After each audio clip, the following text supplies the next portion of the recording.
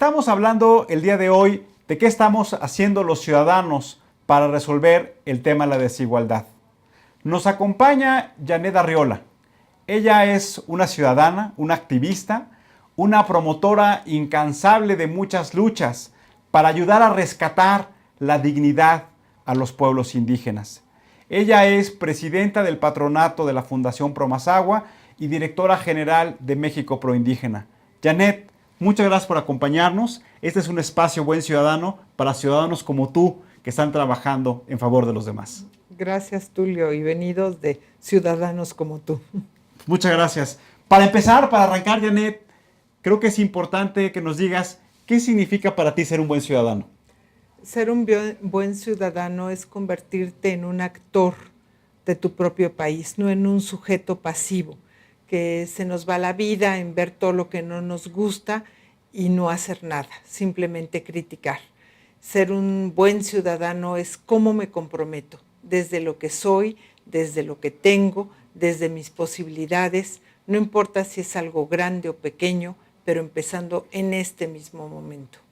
Tú que has trabajado de la mano, que has vivido en las comunidades indígenas, que tienes la confianza de ellos y que participas en todas las ceremonias de sus costumbres, ¿cuál consideras tú que es la visión de los pueblos indígenas con respecto a ser ciudadano?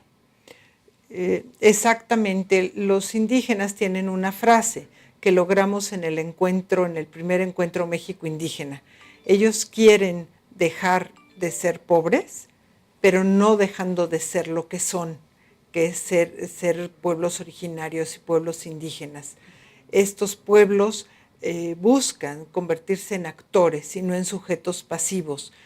Quieren planear su desarrollo en su comunidad, decir qué programas, cómo ven su comunidad conforme a su sabiduría, qué le legaron sus ancestros, cuál es su forma de vida, qué sabiduría pueden compartirnos, y no que lleguemos el sector público, el internacional, el empresarial, el social, a imponerles nuestra forma de ver la vida, sino la gran riqueza y donde se puede construir un camino común, donde se puede construir una vía de desarrollo en donde todos vamos a ser enriquecidos, es en ese diálogo y donde los pueblos se comprometan en su propio desarrollo siendo buenos ciudadanos. Una pregunta, estamos aquí viendo en las redes sociales lo que nos están comentando nuestros amigos de cómo están viendo ellos la reducción de la desigualdad.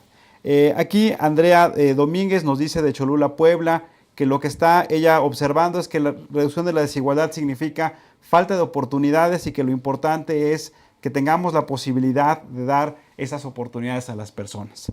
Por otra parte, y aquí perdón que no esté viendo la cámara, pero estoy leyendo aquí en las redes sociales para dar esta interacción con el público, Sandra Rivera de Tula Hidalgo nos dice, combatir la desigualdad es dar salarios justos para empleos justos. Hablábamos hace un momento que la desigualdad puede sonar muy abstracto, pero la desigualdad hay que verlo como un espacio de oportunidad. Hay que verlo como un espacio donde todos podemos interactuar para resolverla. ¿Qué significa para ti, que has trabajado muy de la mano con las comunidades, la desigualdad? Me voy a basar en Amartya Sen, que para mí es la corriente de desarrollo que más me gusta. Y Amartya Sen se refiere a que hay limitantes en el desarrollo. O sea, cuando existe una limitante que no te permite tener la capacidad de elegir la vida que tú quieres vivir. Y cuando tienes esa limitante, tienes una falta de capacidad. Una falta no quiere decir una discapacidad, no, quiere decir esa oportunidad, como decía el público, para poder hacer lo que tú quieres. Careces de recursos, ya sea económicos, ya sea de educación, ya sea de preparación y de capacitación para alcanzar tu ideal. Hoy se está celebrando la Conferencia Internacional de Pueblos Indígenas en Naciones Unidas y hoy un organismo internacional que depende de Naciones Unidas, que es la CEPAL, presentó su informe de cómo está viendo en esta visión regional la recomposición y la redignificación de los pueblos indígenas. Ellos lo que dicen es, la CEPAL, lo que tú acabas de mencionar. 3 elementos. Tenemos que trabajar en los pueblos indígenas para darle libertad en todos sentidos para tomar decisiones. Y el derecho a la salud y el derecho a la educación. Quisiera preguntarte, ¿cómo están trabajando hoy los pueblos indígenas en México? ¿Cómo está trabajando la Fundación Promasagua para poder garantizar estos dos derechos y poder articularlos en el sector productivo del país? En primer lugar, celebro que se esté llevando a cabo en Nueva York esta conferencia, porque parece que no hemos entendido como humanidad que solo a través de los pueblos de nuestro origen, como mexicanos y como ciudadanos del mundo, vamos a encontrar vías más justas, más equitativas y más de respeto a la naturaleza.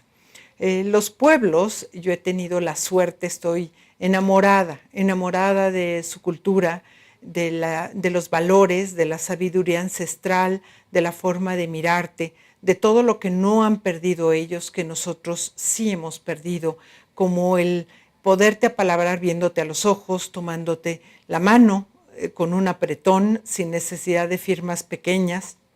Hoy los pueblos son lo que yo he detectado, las mejores formas organizativas de nuestro país. Ellos tienen cómo se organizan, cómo distribuyen las tareas. Si ellos dicen va algo, sean 15, sean 18 horas de trabajo, las cosas están listas, ¿sí? Porque ellos lo acordaron, porque ellos así lo dicen. Son el pueblo más trabajador, más comprometido y más respetuoso de la naturaleza y de los valores de la familia y del resto de la sociedad. Lo que estamos viendo es que los valores que integran una comunidad siguen estando presentes en los pueblos indígenas. Vamos a ver testimoniales de personas que fuimos a entrevistarlos a la calle para preguntarles también a ellos cómo están viendo la desigualdad, qué significado tienen y qué acciones pueden llevar a cabo para poder combatirla. Veamos. Bueno, me parece que todavía hay una gran brecha entre las personas en la sociedad, pero creo que poco a poco, gracias a todos estos programas sociales y a la conciencia de la gente, ya se está tratando de igualar un poco esta situación. Somos un país bastante desigual. Creo que en México no, existe más racismo y diferencias socioeconómicas que en muchos otros lugares y lo tomamos por sentado. Pues la verdad que me ha chocado bastante porque veo por un lado gente que está muy bien y al lado hay personas tiradas en el suelo que la gente ni se para a ver si es que le ha pasado algo. O sea, noto muchísima desigualdad, veo muy poca clase media. O la gente está muy bien o está muy mal. Pues yo creo que es algo que se debe de erradicar. Me parece que todos tenemos los mismos derechos y todos debemos ser tratados de la misma manera. Yo lo he visto, digamos, en cuestiones de trabajo y aunque se habla en los canales de manera abierta, en la radio, en la televisión, se habla de la desigualdad, en el momento de la práctica realmente no hay tal, ¿no?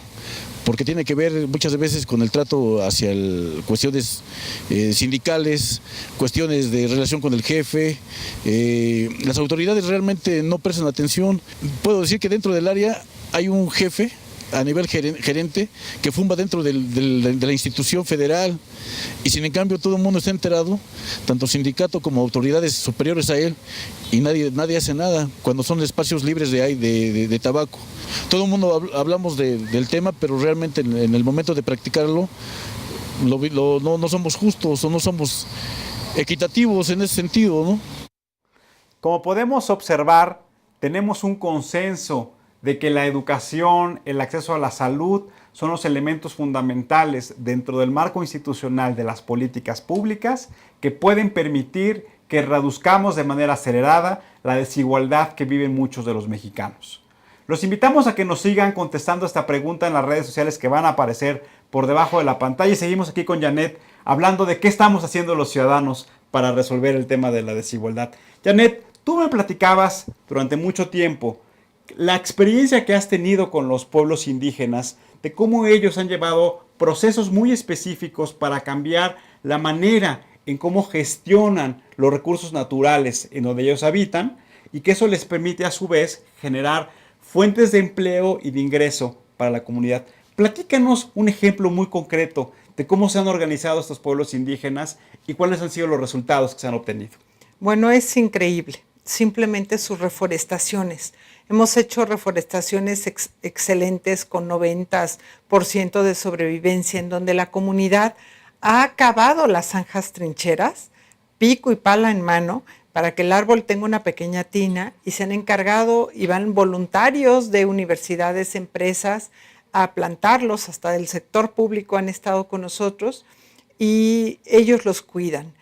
Si te digo que una vez hicimos una presa de 120 millones de litros en 3 meses en época de lluvias, ¿me crees? Bueno, las señoras Por supuesto que te creo, Janet. jalaron con sus rebozos las piedras, pusieron su mano de obra, estuvieron presentes, y el costo de la presa fue lo más económico, así como sus viviendas, cómo tienen los proyectos listos, cómo hacen todo, esa forma de ver todo. Pero, Tulio, sobre todo, es muy importante que a los pueblos originarios hay que abordarlos de una manera integral. No se puede nada más decir por tener acceso a la educación o a la alimentación, como vemos muchas veces en las políticas públicas. Es cierto que ahí están uno de los datos más graves a combatirse, pero los pueblos originarios tienen que verse en su cosmovisión, en su manera integral de interactuar con sus ancestros, con su cultura, con su territorio, y solo puedes hacer esto si trabajas integralmente en todos los aspectos por su bienestar. Hoy Naciones Unidas también, en el Informe del Desarrollo Humano, está hablando de un concepto que tiene que ver en cómo desarrollar, tomando este concepto de Amartya Sen, Premio Nobel de Economía, no solamente las habilidades y capacidades de las personas, sino también ver de manera distinta las habilidades y capacidades de los estados y de las instituciones para dotar de los elementos básicos que deben tener las comunidades. Y ellos lo que plantean es cómo hacer más productivo a las comunidades y a los pueblos indígenas. Cómo verlos, como mucha gente lo está viendo y que a mí me duele, como un costo, sino todo lo contrario, verlo como una oportunidad de desarrollo. ¿Qué nos puedes decir acerca de eso, Janet? Bueno, yo veo en los pueblos, simplemente yo veo que mi país está mal porque sus pueblos no están bien, porque los pueblos de México son el alma y la esencia de esta tierra mexicana. Y no queremos entender que si no sabemos quiénes somos, mucho menos vamos a saber qué queremos ni a dónde vamos. Estos pueblos tienen el sentir, son el alma misma, son el corazón de esta tierra. Y su cultura, si ligamos, en vez de estar hablando de los indígenas de Chiapas o los indígenas del Estado de México, hablamos por regiones, por territorios en donde la identidad cultural, el territorio estén ligados a la ecología, al medio ambiente. Eso se convierte inmediatamente en un detonante de turismo y de riqueza. Veamos los pueblos originarios europeos. Han hecho de sus pueblos una calidad de vida con ingresos y siguen siendo pueblos originarios y siguen bailando y conservando su tradición. Aquí en México hemos pensado que tenemos que dejar de ser lo que somos para unirnos o pensar de una forma distinta. Venimos copiando modelos de desarrollo extranjeros cuando en México, adentro, tenemos la mayor riqueza y por montones. Vamos a ver otro testimonial, Janet, del trabajo que ha hecho la Fundación Promasagua, en donde nuestros amigos pueden ver con imágenes y con ejemplo cómo están transformando la vida en sus comunidades. Veámoslo. Reina Cervantes, vi pertenece, nam de y familia, ñañu. Y apoyo de cumplen más sueños, pets deje, pagachite, pagapotine, pagayun, di pets verdura, ne yengue, pagayunine, pagapo. Oye, proyecto vi mejora ma vida que comayeje. Me tishengu que de hoque, camadije, gilhoche, ma kije, ma fuerza que mondo. Camodi. Camodi, Fundación Pepsi con Fonda.